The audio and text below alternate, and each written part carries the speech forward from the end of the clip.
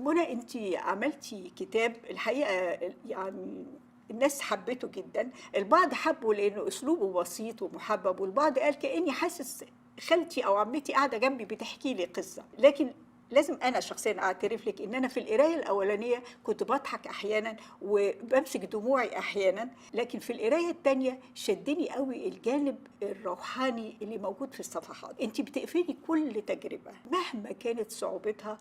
بحمد وشكر لله سبحانه وتعالى. أنا عايزة أعرف الmindset ده أو الأسلوب التفكير ده اللي هو التصالح مع الحياة، مش حاجة سهلة، ما بتجيش بالسهولة، وخاصة مع شخصية زي ما أنا فهمت من كتابِك، شخصية متمردة، قوية، عصبية، صوتها عالي.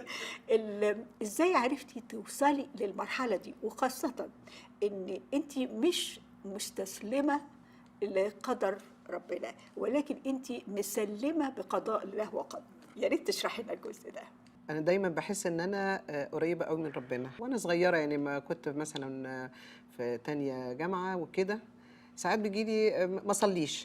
بس حاسة إن أنا قريبة أوي، أوي من ربنا، وأقعد أكلم ربنا كده وأنا ماشية: يا رب معلش أنا ما باصلّيش، بس أنا قريبة أوي، أوي، وأنا باحبك أوي، أوي، وبس غصبٍ عني بابقى عندي ساعات محاضرات متأخر و، فأنا غصبٍ عني، ده كلامي مع ربنا سبحانه وتعالى. ما أعرفش يعني